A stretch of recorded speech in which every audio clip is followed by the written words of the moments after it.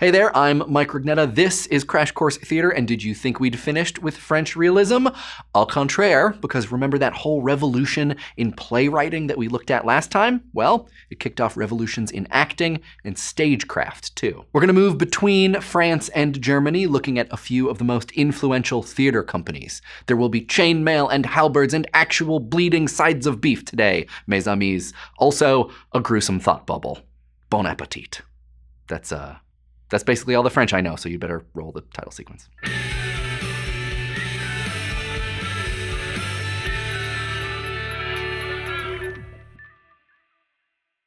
Many European courts had a resident theater troupe. The bitsy German Duchy of Saxe Meinengen was one of them. In 1866, Georg II came to the throne, or whatever you call the chair that a duke sits on, and looked around at his resident company, the Meininger Hof Theater Troupe, aka the Meiningen Court Theater Troupe, and he was like,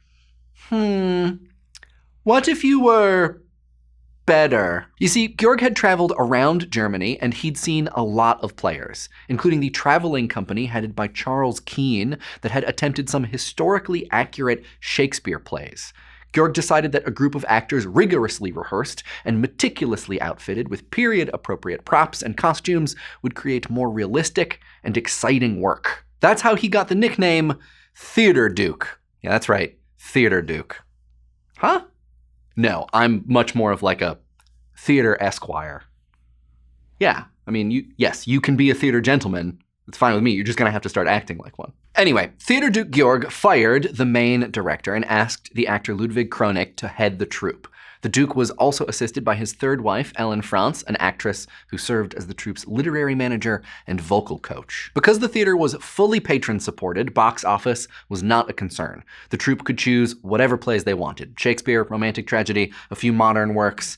They could rehearse them for months and perform them only a couple times a week. The Meiningen troupe also pioneered rehearsal techniques that are common now. The actors used actual props and actual costumes almost from the beginning, and all of the director's decisions were written down in a prompt book so that the actors wouldn't deviate from the blocking once it was set. You know, you can also thank the Theater Duke for theatrical supply shops.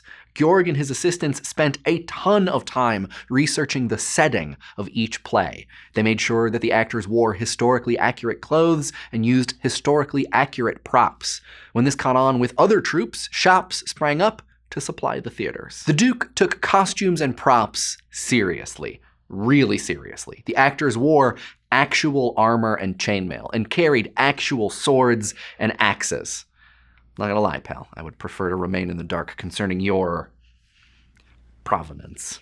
Every detail of set and lighting was integrated into the whole of a play, and the Duke tried to replace schlocky stage paintings with realistic set design and real furniture. At a time when most of the major theaters in Europe were beholden to a star system, the Meiningen troupe explicitly worked without stars. All of the actors in the troupe were expected to participate in every play, even as spear carriers, for example, if there wasn't a speaking part available. And while most directors didn't bother to rehearse supernumeraries, which is sort of like a fancy word for extras, the Duke considered them crucially important. Each body was placed on stage in a significant way. Each movement was choreographed.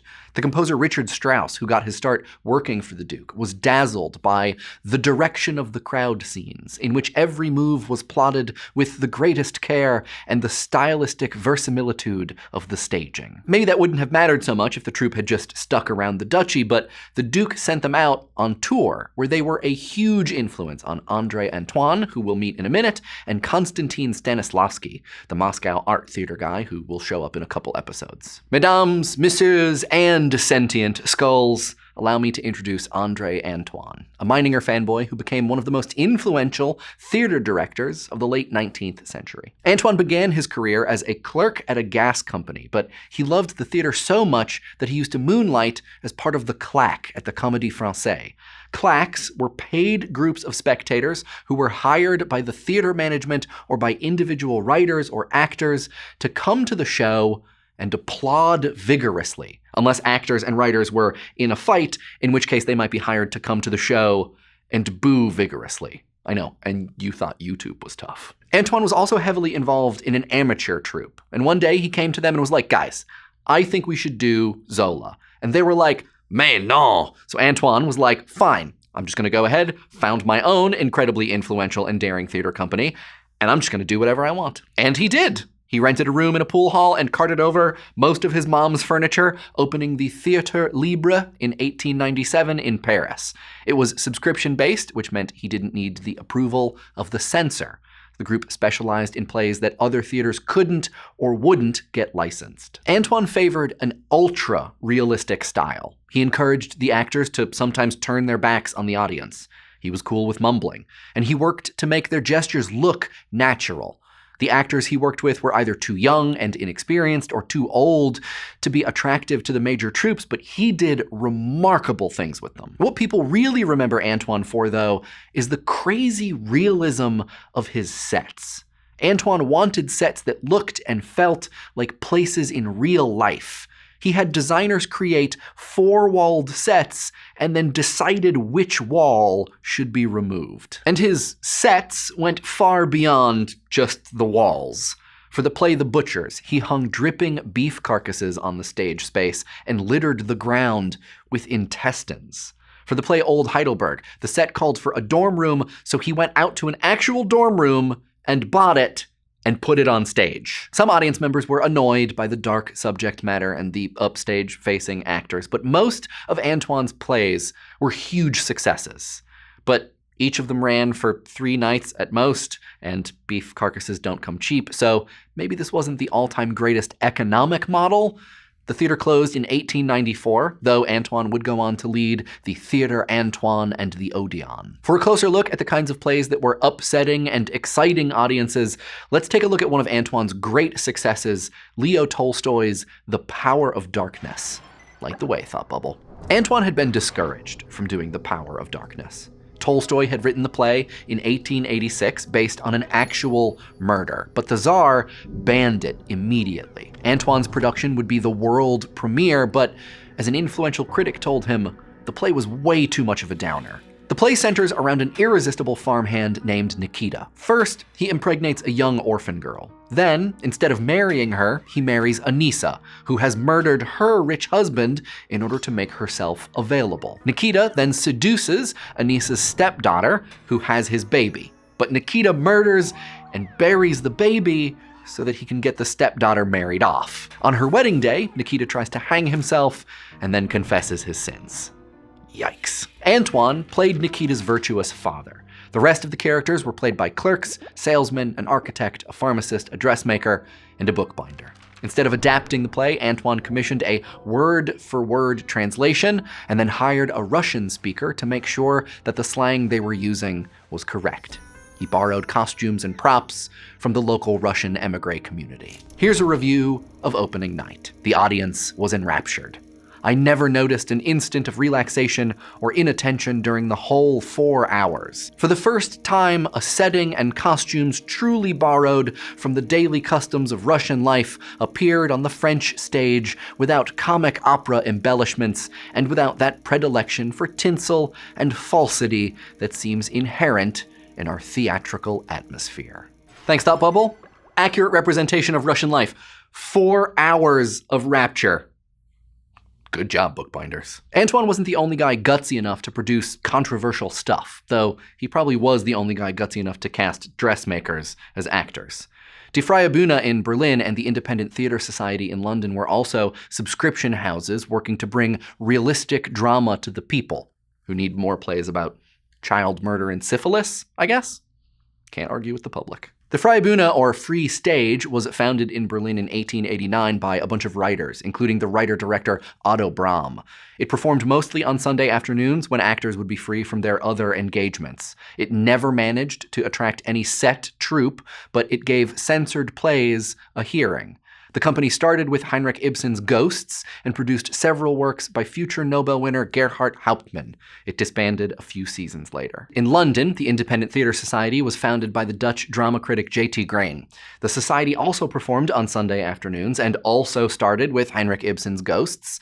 The Independent Theatre Society also produced Zola and Tolstoy and were the first company to produce George Bernard Shaw. They disbanded in 1897. Now, maybe you're thinking that All of these realistic plays and realistic settings are going to demand a realistic style of acting. And you would be right.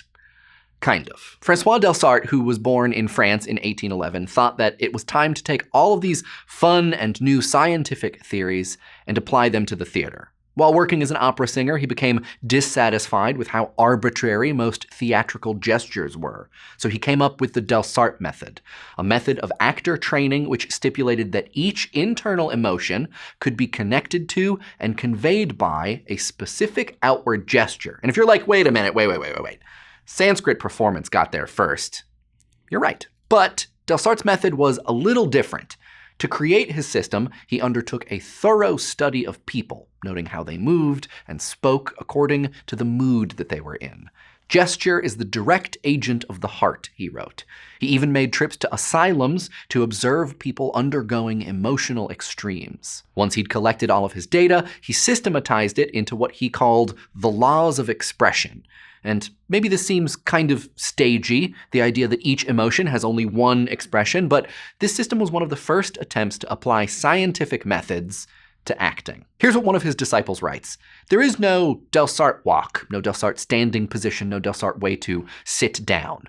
The only way Delsarte sought is nature's way. Man can no more make natural things than can he create truth. At best, he can discover nature's way and live and express correctly the truth. What do you think that conveys? If you guessed that it conveys we're at the end of this episode, you nailed it. Next time, we're going to look at the famous rivalry between two of Northern Europe's most renowned playwrights, Heinrich Ibsen and August Strindberg. But until then, a very realistic curtain. Crash Course Theater is produced in association with PBS Digital Studios. Head over to their channel to check out some of their shows like The Art Assignment. The Art Assignment is a bi-weekly series hosted by curator Sarah Urist Green. Sarah highlights works, artists, and movements throughout art history and travels the world exploring local galleries and installations. Crash Course Theater is filmed in Indianapolis, Indiana, and is produced with the help of all of these very nice people. Our animation team is Thought Cafe. Crash Course exists thanks to the generous support of our patrons at Patreon.